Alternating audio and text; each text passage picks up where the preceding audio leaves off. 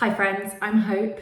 I use science to cut through fitness myths and help you make informed choices about your health. No fear, no fads, just facts. Today we're talking about warm-ups. Do you really need to spend 20 minutes prepping before you lift? Or can a few lighter sets do the job? You've probably been told at some point that skipping a long warm-up will make you more likely to get injured. But the research doesn't fully support that. Let's break down what warm-ups actually do, what the evidence says about injury risk, and how to warm up efficiently. So warm-ups aren't useless, they have real measurable effects. Firstly, muscle temperature rises, which increases muscle elasticity and contraction speed. Higher muscle temperature improves enzymatic activity in the muscle fibers, helping energy production and force output. Second, warm-ups activate your nervous system. The firing rate of motor neurons increases, improving coordination and movement efficiency. This is why a quick warm-up can make you feel more ready and stable for complex lifts. A 2019 review in Frontiers in Physiology showed that dynamic warm-ups improve short-term performance by enhancing joint range of motion, neuromuscular activation, and muscle tendon unit efficiency, even if you don't do hours of mobility drills. So the part that most people care about, injury prevention. A 2006 systematic review by Fradkin et al. Found that while warm-ups improve performance, there's insufficient evidence that they directly reduce injury risk. Similarly, a 2023 review in Sports Medicine concluded that general warm-ups alone are not a strong protective factor against injuries. There are a couple of exceptions with specific populations or interventions. For example, in youth sports, structured neuromuscular warm-ups, like the FIFA 11 Plus program, can reduce lower limb injuries by roughly 36%, according to a 2022 umbrella review in Frontiers in Pediatrics. Herman et al. In 2012 found that neuromuscular warm-ups involving balance, biometrics, and core stability reduce lower limb injuries in adolescent field sport athletics. The key point,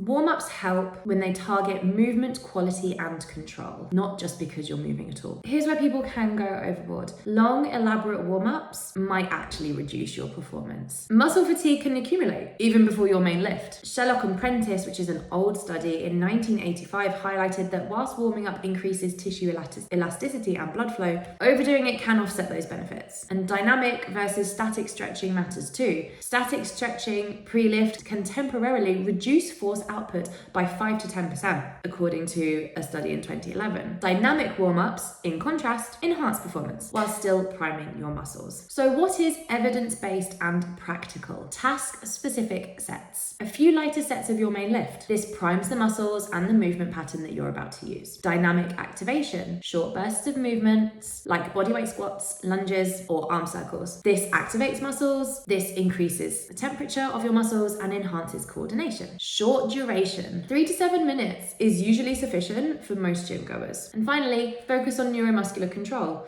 If you have known weaknesses or mobility restrictions, include exercises targeting those areas. This approach aligns with research from McRae et al. In 2015, showing that performance gains come from muscle readiness and neural activation, not the length of the warm-up. To sum up, warm-ups improve performance and readiness via temperature, neuromuscular activation, and movement preparation. They don't automatically prevent injuries, except in structured neuromuscular programs for youth or specific high-risk sports. Long, elaborate routines aren't necessary. Short, dynamic, task-specific warm-ups are enough for most adults in the gym. Train smart, not performatively. Prepare your body, wake up your nervous system, and go lift. You do not need a complex ritual. Remember, it's your body, your choice. I'm just here to help you make informed ones. If you found this video helpful, please like, subscribe, and share it with someone who's tired of fitness myths. I'll see you next week for another science-based deep dive.